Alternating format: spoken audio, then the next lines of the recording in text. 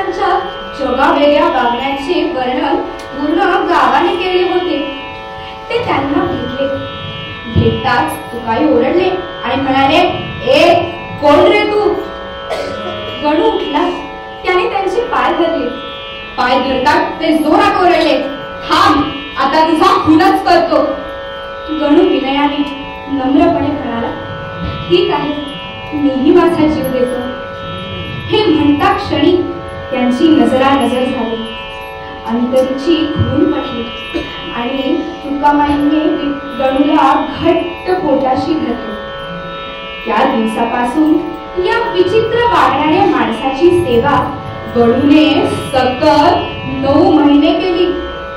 कठीणातल्या कठीण प्रसंगात त्यांनी ही सेवा काही सोडली नाही. तुकाबाईंनी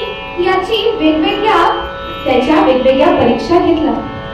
याचा अहंकार गेला की नाही, याचा मानपान गेला की नाही, लौकिकातील लाज गेली की नाही, हे सारं त्यांनी पाहिले. त्याची लौकिकातील लाज गेली की नाही हे पाहिला तर सगळ्यांसमोर ते गणूचा पाणी प्यारा करत. पण गणूने काही त्यांची सेवा सोडली नाही. हे सगळं काही सोपं नव्हतं बरं का. त्यांच्या खाण्यापिण्याची व्यवस्था करणं, त्यांना झोपायला अंथरूण आणणं, त्यांच्या आंघोळीची व्यवस्था करणं, तेच त्यांना झोपवून त्यांचे पाय दाबून देणं, आणि हे सगळं झाल्यावर तुकाई झोपल्यावरच गणू झोपत असे. कित्येक वेळा महाराज 2-2 दिवस रानात भटकत काहीच न खात झोपत नसत. पण गणूने काही हे सगळं करणं सोडलं नाही. एकदा तुकाबाई गणूला नदी किनारी घेऊन गेली. तिथे आजूबाजूला 4-5 मुलं खेळत होते. 4-5 मुलं खेळत होती. तुकाबाई म्हणाले, अरे ही मुलं फार आवाज करीत आहेत. एक काम कर, एक गड्डा खोद आणि त्यात त्या सगळ्या मुलांना पुरून टाक आणि त्याच्यावर काही न बोलता बस. अरे बापरे, ही कशी हो आज्ञा. पण गणू काही बोलला नाही. त्याने तो खड्डा केला, त्यात त्या मुलांना पुरले आणि तो त्याच्यावर गप्प बसला. एवढा वेळ झाला तरी मुलं काही घरी आली नाही. म्हणून पालक त्यांना शोधायला आले. कुठेच मुलं दिसत नाही. म्हणून त्यांनी महाराजांना विचारले. महाराज म्हणाला, तो मुलगा दिसतो आहे ना, त्याने तुमच्या मुलांना पुरून टाकलंय. पालक घाबरले. ते गणूकडे गेले. त्यांनी त्याला खूप प्रश्न विचारले, पण गणू काहीच बोलेना. का काही बोलेना? कारण त्याला गुरूंनी आज्ञा दिली होती की एकही शब्द न बोलता बसायचे. पालकांनी शेवटी गणूला बेदम मारले, पण गणू काही बोलला नाही. शेवटी पालक तुकामांकडे गेले. दयाद्र महाराजांनी त्यांना सांगितले की तो खड्डा, या खड्ड्यात तुमची मुलं पुरली आहेत. त्यांनी तो खड्डा उकरला आणि चारही मुलं जिवंत आणि हसत हसत बाहेर निघाले. अत्यानंदाने पालक मुलांना घरी घेऊन गेले. अशा प्रकारे तुकाबाईंनी गणूच्या खूप परीक्षा बघितल्या आणि या परीक्षेत गणू कसोटी सुधारला. मंडळी, हा गणू कोण होता बरं? हे होते आपले ब्रह्मचैतन्य श्री गोंदवलेकर स्वामी महाराज. ब्रह्मचैतन्य गोंदवलेकर स्वामी महाराज की जय. मंडळी, ह्याच गुरुभक्तीचं वर्णन आपल्या आज घेतलेल्या निरूपणाच्या अभंगात संत एकनाथ महाराज करत आहेत. ते म्हणतात, गुरु परमात्मा परेशो ऐसा ज्याचा दृढ विश्वासू देवतयाचा अंकिला स्वयं संचरा त्याचे भरा एका जनातनी गुरु देवा नाही हा संशय. गुरु परमात्मा परेशु, गुरु परमात्मा परेशु. लहान असतानाच छोट्या एकनाथांच्या आई वडिलांचं निधन झालं. आजी आजोबांनी वाढवलेला एकनाथ कुलकर्णी सद्गुरूंच्या शोधासाठी दौलताबाद किल्ल्यावर संत जनार्दन पंतांकडे शिकण्यासाठी आला. शेती, व्यवहार, आध्यात्मिक ज्ञान तर मिळालेच, पण मंडळी लढण्याचं प्रशिक्षण सुद्धा मिळालं. सद्गुरू जनार्दन पंतांमुळे एकनाथाला श्री दत्त दर्शन सुद्धा झालं. एकनाथांनी अनेक अभंग, गवळणी, भारुड रचल्या, पण श्रोते हो, नाव मुद्रा मात्र एका जनार्दनी अशीच ठेवली. या पलीकडे कोणी गुरुचे ऋण व्यक्त करू शकेल का? तुमचे नाम संगीत याचे माझे संधान. तुमचे नाम संगीत याचे माझे संधान.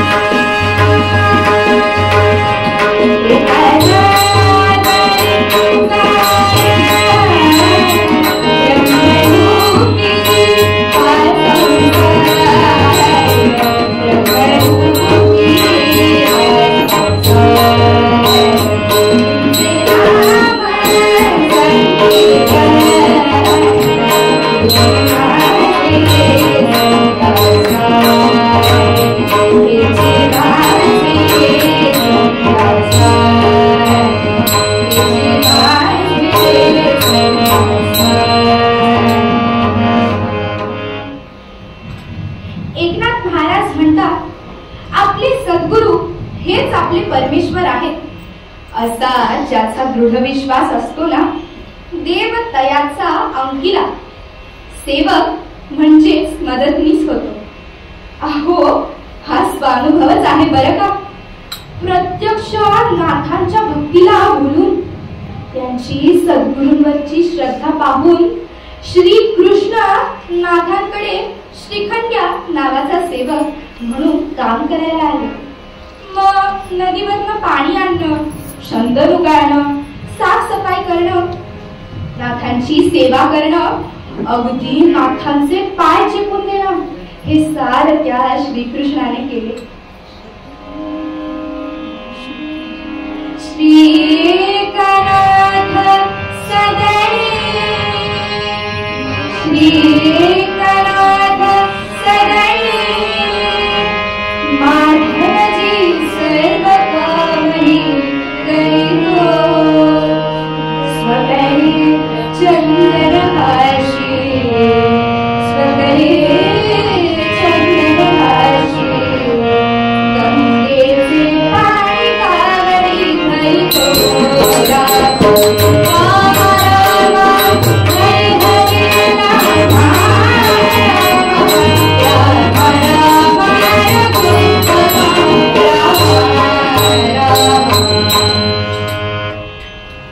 मंडळी, आपल्या आयुष्यातला सगळ्यात पहिला गुरु कोण असतो?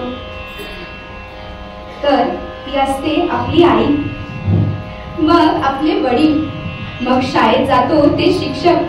म्हणूनच तर आपण म्हणतो ना, मातृदेवो भव, पितृदेवो भव, गुरुदेव भव.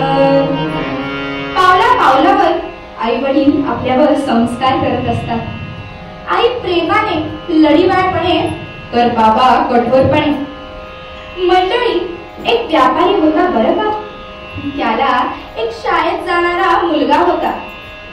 शाळेच्या सुट्टीत आपणही काहीतरी काम शिकू आणि बाबांनाही मदत होईल या विचाराने तो मुलगा बाबांच्या दुकानावर गेला. तिथे काम करू लागला.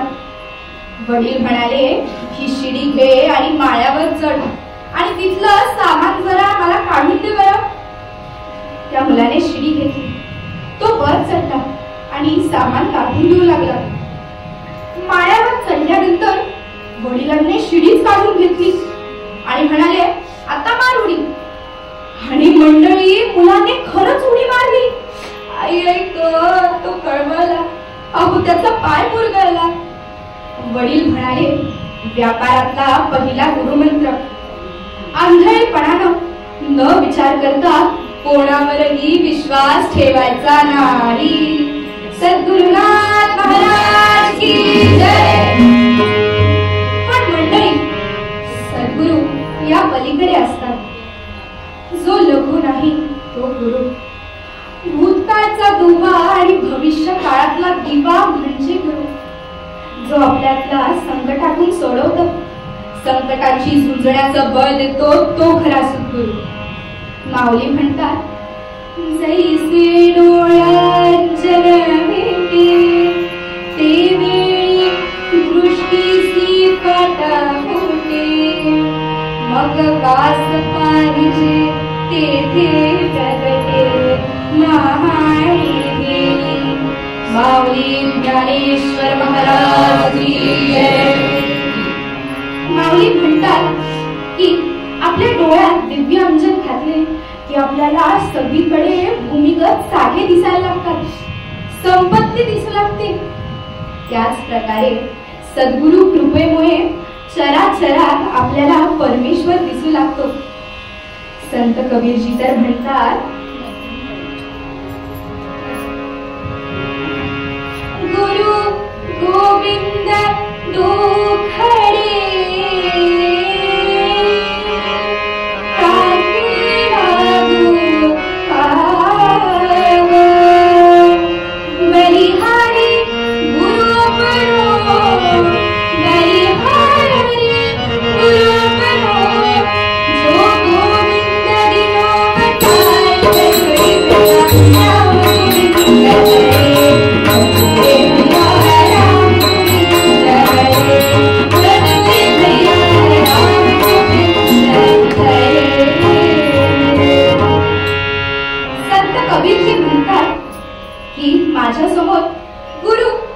परमेश्वर असे जर दोघेही उभे असतील तर मी आधी कोणाला नमस्कार करू?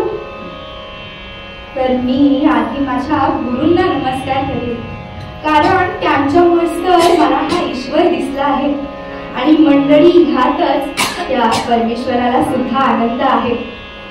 संत तुकाराम महाराज तर म्हणतात, सद्गुरु वाचोनी सापडे सोय, धरावे ते कार्य आधी आधी, आपणासारखे करीती तत्काळ, नाही काळ वेळ तयार आली.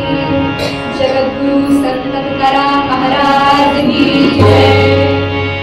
अहो समर्थ पण म्हणतात, माझ्या सद्गुरूंची तुलना अथांग सागराशी करावी तर तो सागर खारट. माझे सद्गुरू काही तसे नाही.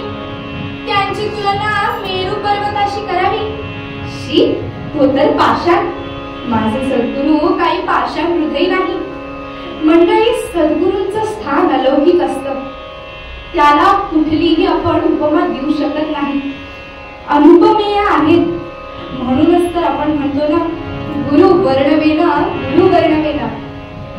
मंडळी एक संस्कृत वचन आहे बरं का, हरौ वृष्टे गुरुत्राता, गुरौ वृष्टे न कश्चन हरी. म्हणजे हरी जर रुसला तर आपले गुरु तारतात, पण गुरु जर रुसले ना तर हरीही काही करू शकत नाही. म्हणूनच तर आपण म्हणतो गुरु एक जगीत राहतात. प्रत्यक्ष श्रीकृष्णाने सांगितलं सुद्धा.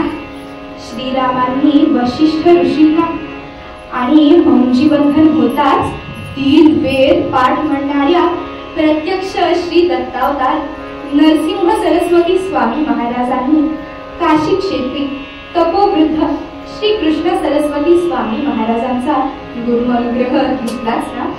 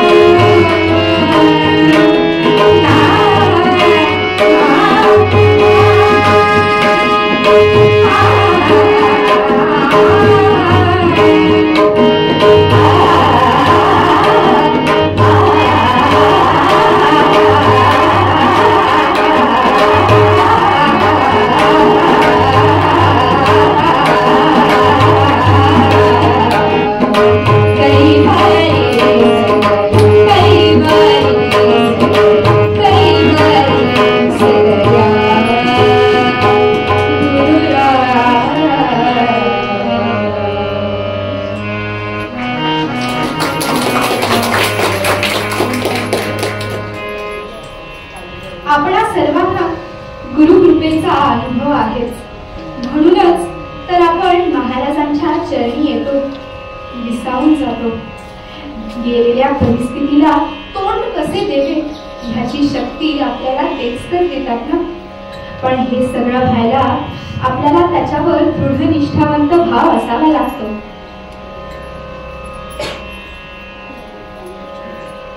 आता मी तुम्हाला एका ब्राह्मणाची गोष्ट सांगते. हा, एक जोडपं राहत होतं. खूप गरीब होते हो बिचारे. त्यांच्याकडे स्वामी यायचे. त्यांची स्वामींवर खूप निष्ठा होती. स्वामी प्रत्येक वेळी भिक्षेसाठी त्यांच्याच घरी यायचे. त्यांचं असं मन होतं की आपल्याकडे जे काही उरलं आहे ते सगळं आपण फक्त स्वामींना अर्पण करू. स्वामींना लक्षात आलं की यांच्या दारात एक घेवड्याचं वेल आहे. काहीच खायला नसलं तर हे लोक त्या घेवड्याची पाने खायची आणि आपली भूक भागवायची. काहीही कष्ट करायची नाही. स्वामींनी काय केलं असेल? अहो, स्वामींनी तो वेलच उपटून काढला. त्यांना वाटलं आता काय करावं. वेल तर गेला. तिथली माती ते सावरायला लागले तर मंडळी तिथे त्यांना सोन्याचं हंड सापडलं. म्हणजे बघा हा, गुरूंवर जर निष्ठा असली तर काहीही होऊ शकतं. सद्गुरुनाथ महाराज की जय. गुरु बिना कोण गाथ विलवा, कोण गाथ विलवा. गुरु बिना कोण गाथ विलवा.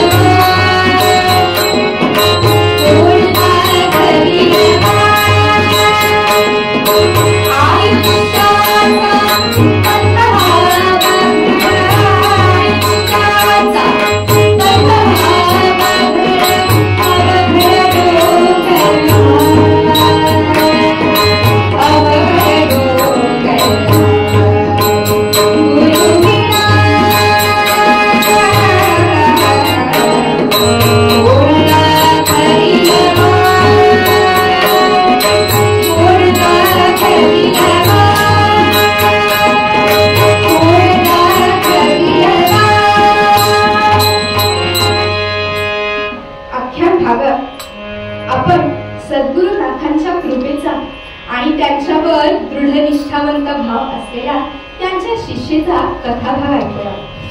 संत एकनाथ महाराजांचे शब्द आठवूया व आळवूया. गुरु परमात्मा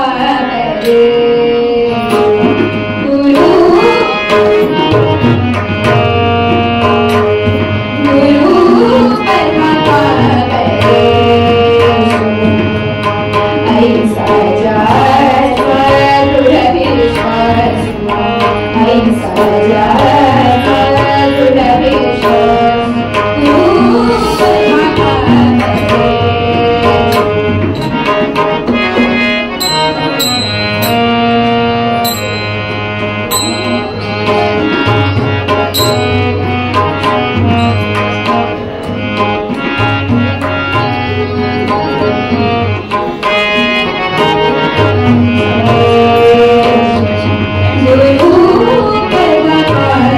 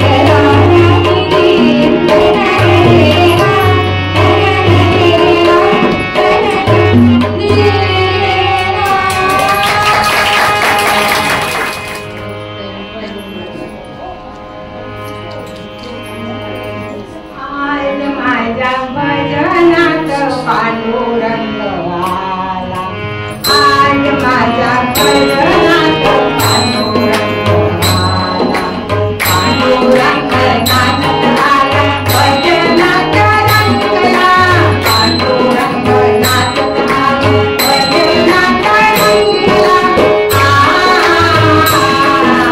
आज माझ्या भजनात पांडुरंग आला.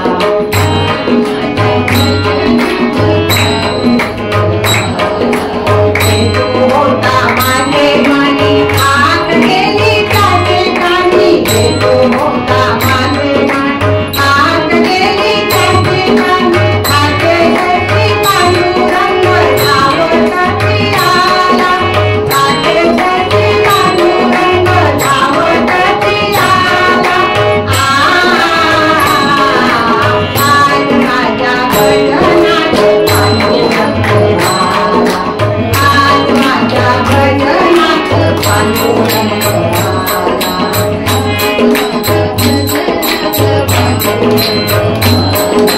भजनात वारकरी काळ चित्रा हाती धरी, भजनात वारकरी काळ चित्रा हाती धरी, सारे दुःख होऊनिया भजनात आला, सारे दुःख होऊनिया भजनात आला, आज माझ्या भजनात पांडुरंग आला.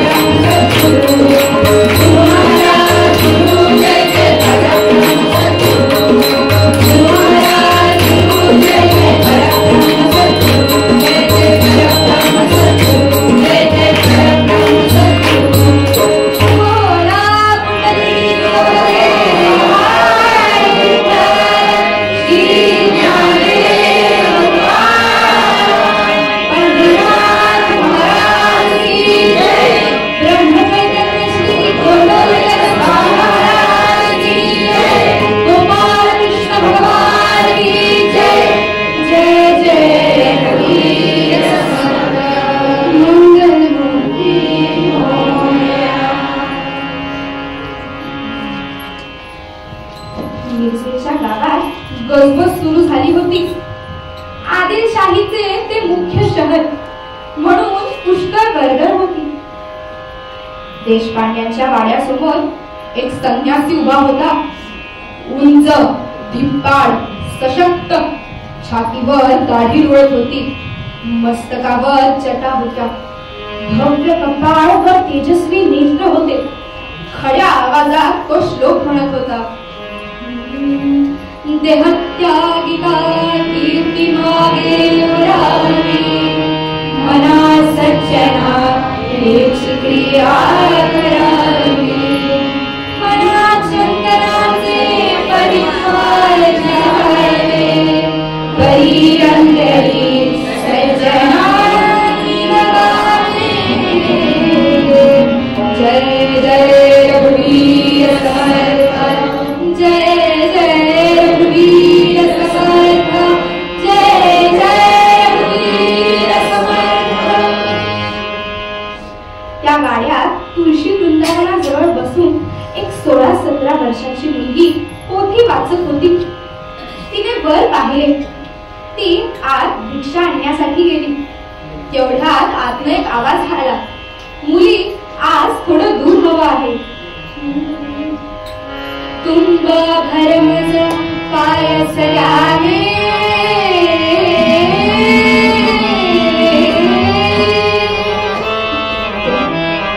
तुंब भरमज पायस द्यावे, ऐसी बोलले झाली. तुंब भरमज पायस द्यावे, ऐसी बोलले झाली. सासू बोले अभिषेकासम, सासू बोले अभिषेकासम, देवी ते धावी, देवी ते धावी.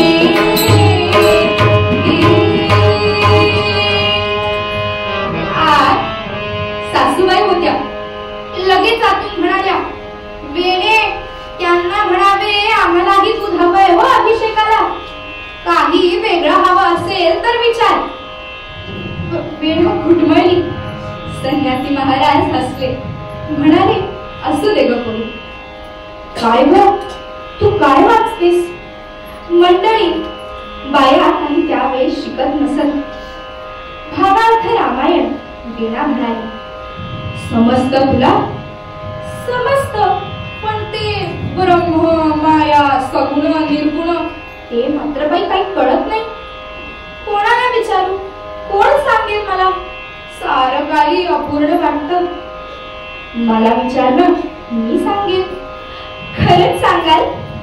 संन्यासी महाराजांनी मान डोलवली आणि वेळाने प्रश्न विचारायला सुरुवात केली. नमो वागेश्वरी शारदा सुंदरी, श्रोता प्रश्न करी वक्तयासी, वक्तयासी पुसे, जीव हा कवळ, शिवाचे लक्षण सांगा स्वामी. मंडळी वेळा काव्यात प्रश्न करू लागली. संन्यासी महाराज तिची बुद्धिमत्ता, प्रतिभा पाहून अगदी थक्क झाले. त्यांनीही सुरुवात केली. नमो वागेश्वरी शारदा सुंदरी, श्रोता प्रश्न. नमो वेदमाता, नमो त्या अनंता. प्रश्न आता सांगो श्रोतयाचे. श्रोतयाचा प्रश्न, जीव हा कवळ, जीव हा ज्ञान, जया सर्व ज्ञान तोची शिव. वेणा म्हणाली, सांगा ब्रह्मगुण, सगुण की निर्गुण? संन्यासी महाराज म्हणाले, ईश्वर निर्गुण, चेष्टवी सगुण, याची ब्रह्मगुण दास म्हणे. वेणाला अद्वीने विचारलं, हे दास म्हणे म्हणजे कोण? संन्यासी महाराज म्हणजे, दास म्हणजे चाफळच्या रामाचा दास, मी रामदास. वीणाने झटक त्यांचे चरण धरले, मस्तक त्या चरणांवर ठेवलं. समर्थाची स्वारी आली होती भारी, समर्थाची स्वारी आली होती भारी. वेणाबाई काळी नमस्कार, वेणाबाई काळी नमस्कार.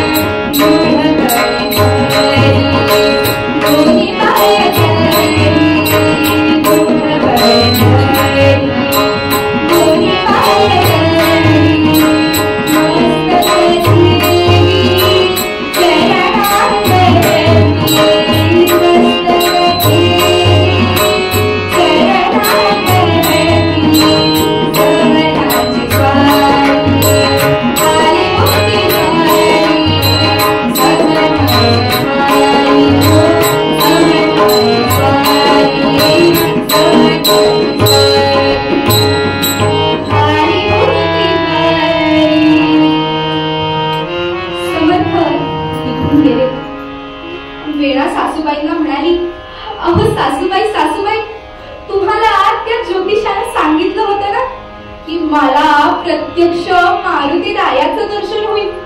अहो आत्ता आले होते ते समर्थ रामदास, बुद्धिमत्ता वरिष्ठ मारुती रायाच. केवढे ते तेज, बुद्धिमत्ता. सासूबाई म्हणाल्या, अगं फार चांगले आहेत ते रामदासी बुवा.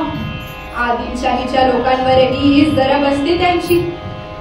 मंडळी, समर्थांचं कार्यच असं होतं. तरुण मुलांना एकत्र करून शरीर बळकट करण्यासाठी व्यायाम, मन तयार करण्यासाठी मनाचे श्लोक, निर्भयतेचे संस्कार देत समर्थ हिंडत होते. मंडळी, काय होती बरं त्यावेळीची परिस्थिती? आदिलशाही, पाटशाही, मुघल यांचं थैमान महाराष्ट्रावर सुरू होतं. प्रबळ यवन झाले होते वंदया महाराष्ट्रात. आक्रमक होता धर्म परसत्तेचा राजा.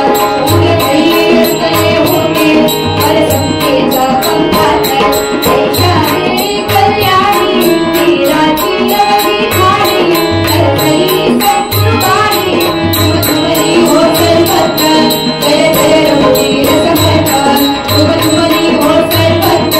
जय जय रघुवीर समर्थ, जय जय रघुवीर समर्थ, जय जय रघुवीर समर्थ. सासूबाई म्हणाल्या, अगं फार चांगले आहेत ते रामदासी बुवा, पण मुली आपण बोलू नये ग कोणाशी. सासू सांगे सुनबाई जग राहती वेगवेग. थोडे जपून राहावे ग लोक करतील गोहार. सासू सुनेमध्ये खूप प्रेम होतं. त्या काळी लवकर लग्न व्हायची. कोल्हापूरच्या बेणाचे नीरजच्या देशपांडे यांच्या मुलाशी लग्न झाले. पण छोटीशी सून गेली एकुलत्या एक लेकार सारखी. सुखदेवाला पाहावे ना दुर्दैवाचा. लहान असताना काहीच कळत नसताना वेणाला वैधव्य आलं. त्या काळच्या रीतीप्रमाणे तिचं केशवपन झालं. सोबळ अलवण नेसून तिला घरात बसावं लागलं. श्रावणात, अहो श्रावणात आजूबाजूच्या मुली खेळायला यायच्या. वेणा सासूबाईंना सांगायची, माझा असा अवतार बघून त्या मला खेळायला घेत नाही. म्हणतात, तू नको येऊस आमच्यात, अपशकुनी आहेस तू. सासूबाई, मी अपशकुनी आहे का? अहो मला माझे केस काढू द्या, मला बांगड्या द्या, चांगले लुगडे द्या, मला टिकली लावू द्या. सासूबाई सांगा ना. सासूबाई तिला घट्ट पोटाशी करायच्या, खूप रडायच्या. हे फुगडी झिम्म्याचा वेणा म्हणे माझा अंधारी ग माझं घर तेथे तुझं विहार. बाल विधवा सूर झाली ससुधरी उरी पोटी. वात्सल्यानं सपेवरी आसवांना घर नाही, आसवांना घर नाही, आसवांना घर नाही. सारखे सारखे रडणे व्हायला लागले. तेव्हा सासूबाई वेणाला म्हणाल्या, अगं नाही बाई तुझ्या नशिबी हे खेळणं आणि हा संसार. मुली, तुला अक्षर ओळख आहे ना ग? मग पोथ्या वाच. घरात एवढ्या सगळ्या पोथ्या आहेत, वाच एखादी तरी. वेणा वाचू लागली. शांत झाली. संत सहवास ग्रंथ रूपाने मिळू लागला. आणि आज तर काय सद्गुरु भेटच झाली म्हणायची. वेणा झाली झाली झाली शांत सुशिकतेची मूर्ती. नशीब थोर दिसले गुरुचरण. जय राम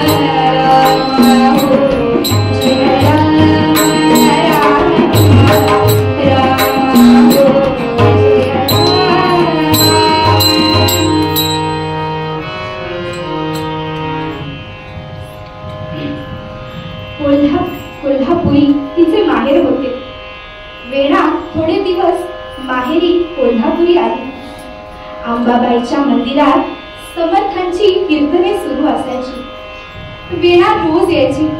तिथे वेगळे प्रश्न विचारायची, ज्ञान ग्रहण करायची. तिने आणि तिच्या आई बाबांनी समर्थ अनुग्रह घेतला होता आणि वेणा यांच्या रामदासी मंडळात दाखल पण झाली. पण मंडळी, तुम्हाला काय वाटतं, हा प्रवास सोपा होता? अजिबात नाही. अहो, जननिंदा झाली. लोकांचे टोमणे, टवाळी, घाणेरडी बोलणी ऐकून घ्यावी लागली. पण ही तरुण बालविधवा घराबाहेर पडून साफळच्या मंदिरी गेली. जननिंदेचे विष पचवणे, जननिंदेचे विष पचवणे, वेणाधरी गुरुचरण दृढपणे साफळ मंदिरात ये, साफळ मंदिरात ये. झाले कार्य मात्र श्रीराम चरणी. राम राम हरे हरे राम राम राम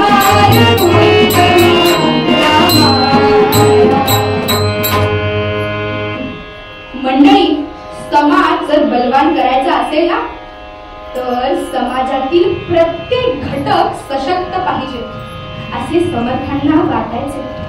म्हणून त्यांनी बालविधवांना आपल्या मठात सामील करून घेतलं. अक्काबाई, बाय्याबाई, अंबाबाई, सतीबाई अशा कितीतरी जणी होत्या या साफळच्या मंदिरात. त्या समर्थ कन्यांचा काय बरं दिनक्रम होता? पहाटे उठोनी सडा संमाजन, पहाटे उठोनी सडा संमाजन, देवपूजा गोसेवा घरी करते, देवपूजा गोसेवा घरी करते. भोजन सर्वांचे दळण काढण, भोजन सर्वांचे दळण काढण. आया पाया मोहनान शिकवण, आया पाया मोहनान शिकवण. वेणाचा तर वेगळाच दिनक्रम होता. उठाण तो जप होता ध्यान करून, उठाण तो जप होता ध्यान करून. दास होता मन होता पारायण, दास होता मन होता पारायण, दास होता मन होता पारायण. आणि मंडळी, त्या काळी काय झेरॉक्स नव्हत्या. पोथ्या हाताने लिहून काढाव्या लागत. अहो, वेणाने तर अशा 200 पोथ्या लिहून काढल्या. फाल्गुन जवळ येत होता, तर सगळी रामदासी मंडळी भिक्षा गोळा करायला चालली होती. खरं तर शिवाजी महाराजांनी सांगितलं होतं की मी तुम्हाला विपुल धन देतो, तुम्ही काहीच काळजी करू नका. पण हा माझ्या रामाचा उत्सव आहे, मीही सहभागी व्हावं आणि सर्वजण एकत्र यावेत, म्हणून हा भिक्षेचा प्रपंच समर्थांनी सुरू केला होता. समर्थांनी वेणाला बोलवलं आणि सांगितलं, श्रीरामाचा जन्म उत्सव तुला जिने बोलवितो, श्रीरामाचा जन्म उत्सव तुला जिने बोलवितो. मंदिर उत्सव करी पाहुणा, मंदिर उत्सव करी पाहुणा, तुला तुझ्यावर देतो. आशा सुमिताना, आशा सुमिताना, हरी वेणा सिद्ध करण्या.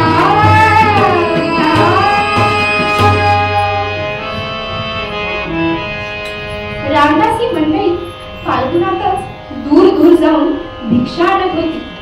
टप्प्याटप्प्यावर भिक्षा गोळा होत होती.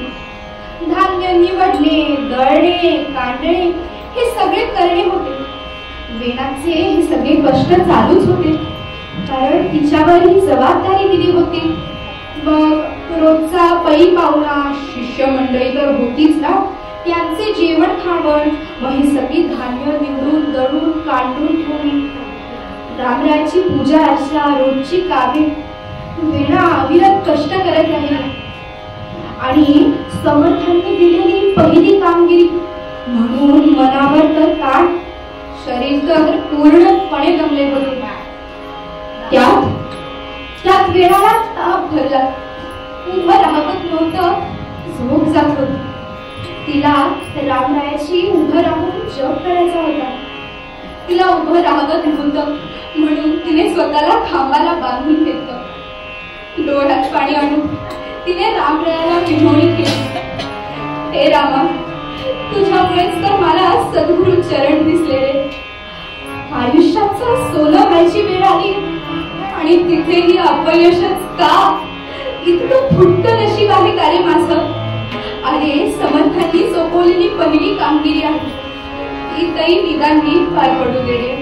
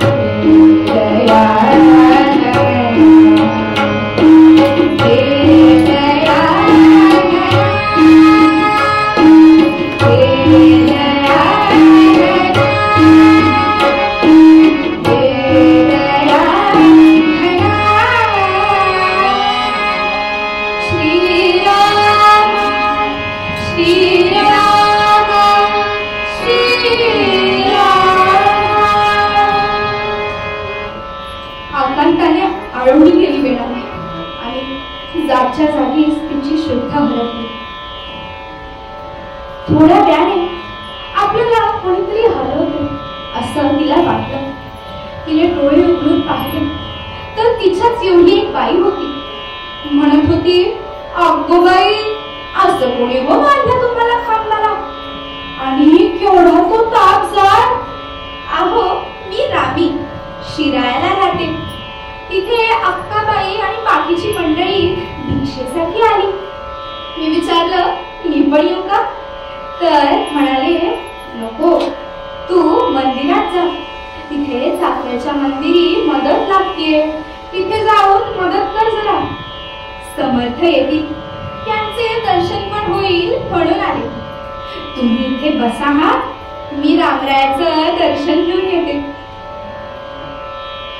अगो बाई, ह्या रामाच्या डोळ्यातून पाणी का वाहतंय? बोलला की काय त्याला? मंडळी, अंकुनी करुणा, अयोध्येच्या राणा, मूर्तीच्या नयना अश्रू आले. वेणानं क्षमा याचनेसाठी हात जोडले.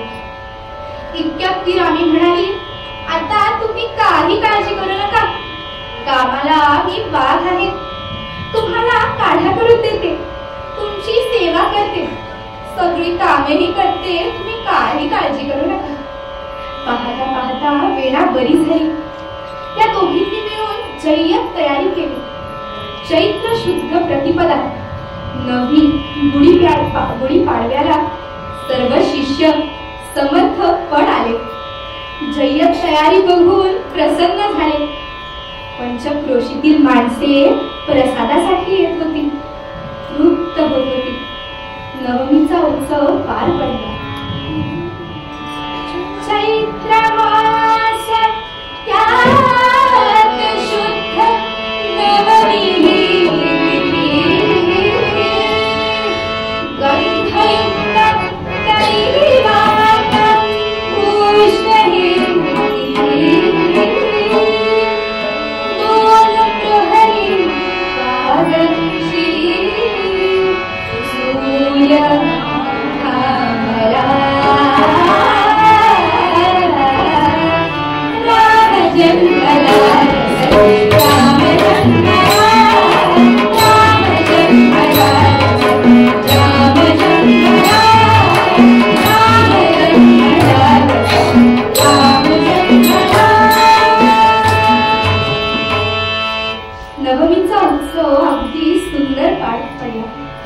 रामाचा जन्म सुद्धा झाला.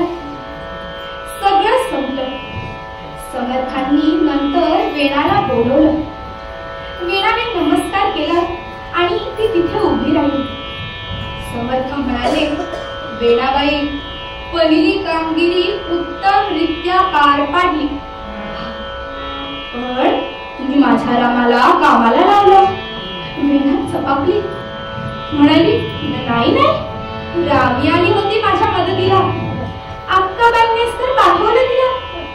अक्काबाई म्हणाल्या, अगं मी कोणाला नाही तर पाठवलं. सर्व जण रामीला शोधायला धावले, पण मंडळी रामी काय कोणाला सापडली नाही. समर्थ म्हणाले, वेणाबाई, प्रत्यक्ष रामरायाने तुमची सेवा केली, तुम्हाला मदत केली, यासाठी तुम्ही काय करणार हो? वेणा भारावून म्हणाली, मी पामर काय करणार? यांच्या भक्तीचा प्रसार कर. समर्थ म्हणाले. वेणाबाईंनी 7 प्रकारची रामायणे दिली. सीता स्वयंवरही लिहिलं, जे आजच्या लग्न समारंभात वापरले जाते. समर्थांनी वेणाला मठाधिपती केले आणि समाजात उभं राहून कीर्तन करण्याची परवानगी सुद्धा दिली. वुमन एम्पॉवरमेंट जे आपण म्हणतो ना, ते समर्थांनी 450 वर्षांपूर्वी सुरू केलं होतं. वेणाबाई आता वेणा स्वामी झाल्या, शिष्यांना गुरु अनुग्रह देऊ लागल्या. वेणाबाई म्हणतात, माझ्या आयुष्यात समर्थ हा सूर्य उगवला, याने माझ्या अंधारी आयुष्याचं अगदी उजळून टाकलं. समर्थ चरण दिसले म्हणूनच माझ्या आयुष्याचं सोनं झालं. सगळी सद्गुरु कृपाच ती.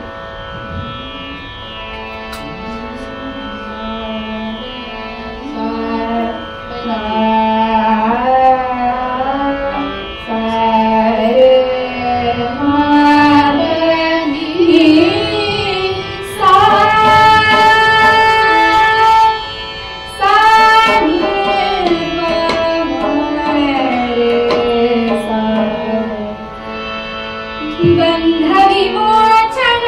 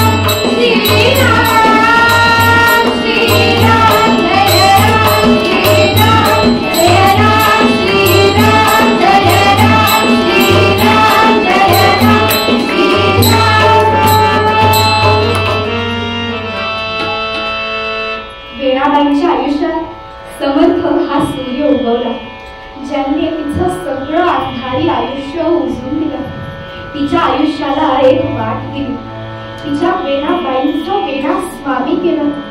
त्यांच्यामुळे तिला रामरायाचा सहवास लाभला, त्यांची कृपा लाभली. ही सद्गुरु कृपाच म्हणता येईल ना. या सद्गुरु कृपेचं वर्णन आपण परत एकदा एकनाथ महाराजांच्या अभंगात ऐकूया. परमाता पैजू गुरु परमाता पैजू गुरु परमाता पैजू गुरु परमाता पैजू आई सागाचा विश्वास आई सागाचा विश्वास गुरु परमाता पैजू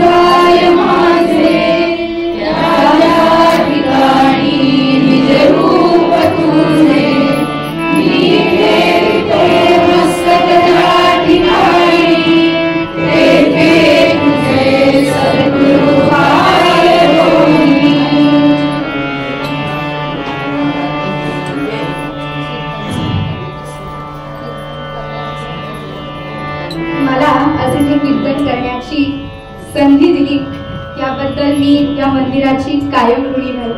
ही कीर्तन सेवा आज सद्गुरूंच्या चरणी मी अर्पण करते. धन्यवाद. जय जय रघुवीर समर्थ. अतिशय सुंदर अप्रतिम असं कीर्तन झालं. मधुश्री 8वी मध्ये शिकतायत, ते लौकिक आहे, किमान 13 वर्षाच्या त्या आहेत, पण परमार्थामध्ये त्यांचं उच्च स्तरीय असं शिक्षण आहे असं म्हणावं लागेल. काळाची गरज लक्षात घेऊन कुटुंब त्यांच्या पाठीशी आहे. आज मधुश्री ही केवळ शेंडेची कन्या राहिली नसून समाजाची कन्या ती झालेली आहे. या सगळ्या सिटीजन, सगळ्या ज्येष्ठ आणि श्रेष्ठ व्यक्ती आहेत या ठिकाणी. आणि आतापर्यंत असं म्हणतो आम्ही की इथे येणारे कीर्तनकार म्हणतात की हे कीर्तन ऐकायला ती तरुण पिढी आली पाहिजे, तेव्हा कुठे स्थिरावल देश राष्ट्र. पण आज खरोखरी इतकं महाराजांच्या कृपेनं कौतुक करावं असं वाटतं. कीर्तन ऐकायला काय, कीर्तन करायला आम्ही आलो असे छुपे रुस्तम या समाजामध्ये कुटुंब घडवत आहे. त्यामुळे कुटुंबालाही धन्यवाद आहे. आणि काळाची गरज लक्षात घेऊन आम्ही कोणत्याही गोष्टीला, समाज कितीही वाईट असेल किंवा विघातक कृती असतील किंवा विचार असतील, वृत्ती असतील, तरी सुद्धा एक मधुश्री सुद्धा त्या शाळेला पुरेशी आहे. आज मधुश्री सारख्या मुली जर शाळेमधनं घडल्या तर त्या शाळेचं नावलौकिक या मुलींच्यामुळे घडणार आहे. आणि असा आशीर्वाद श्री महाराज त्यांच्यापाशी देईल. उदंड आयुष्य लाभो. आई वडिलांनाही कौतुक आहे, अशा मुलींना घडवत आहे. संपूर्ण समाज तुमच्या सगळ्या पाठीशी आहे आणि शुभाशीर्वाद महाराजांचे आणि सर्व समाजाच्या तुमच्या पाठीशी येते निश्चित. धन्यवाद.